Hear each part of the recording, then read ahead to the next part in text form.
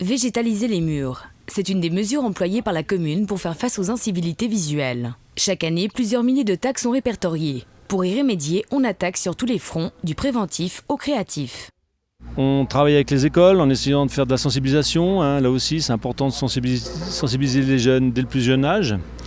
On travaille aussi en amont avec les nouvelles constructions où on essaye de demander à tous les nouveaux propriétaires de penser dès le départ à faire un anti-tag, une peinture anti-tag sur leur bâtiment.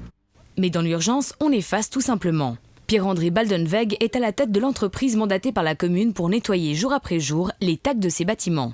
La première chose, c'est l'analyse du support. Savoir quel est le support où le graffiti a été posé. Ensuite, l'analyse du produit utilisé par les taggeurs.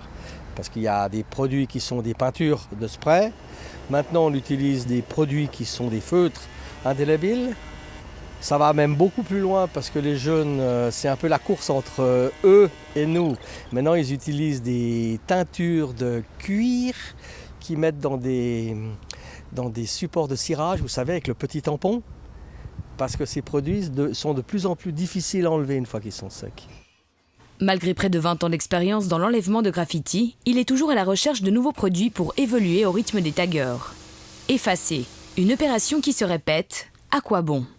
Il y en a beaucoup qui se découragent au bout d'un moment. Et c'est vrai que l'idée, c'est de montrer à tous ces taggeurs que si un tag est fait aujourd'hui, demain il sera effacé. Et s'il est refait pendant la nuit, il sera de nouveau effacé le lendemain matin. Donc c'est vrai que le but, c'est vraiment d'insister et d'insister encore. Si nous ne pouvons pas enlever le graffiti, nous allons repeindre. Le but important, c'est d'arriver à faire une couleur à la perfection.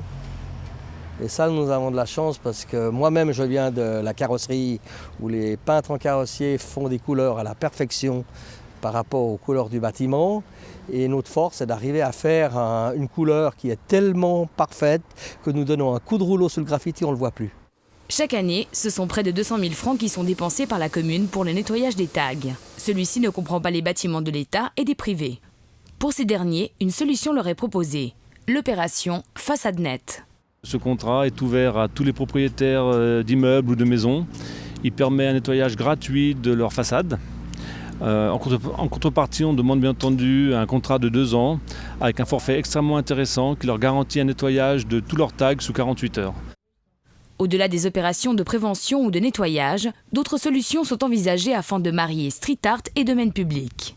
Décoration des coffrets électriques des SIG ou encore officialisation et commande de certaines œuvres. Tag, tout doit vraiment disparaître ? Nous, quand on parle de tag, on parle vraiment de dégradation, c'est-à-dire ce sont des personnes qui vont nous faire une signature ou un trait ou quelque chose qui ne représente strictement rien du tout. C'est vraiment de la dégradation gratuite. Donc c'est essentiellement le 95% des dégradations que nous avons sur la commune. Faites des graffitis, oui, beaux, mais pas massacrés, pas ce qu'on a vu ici. Une signature, c'est juste...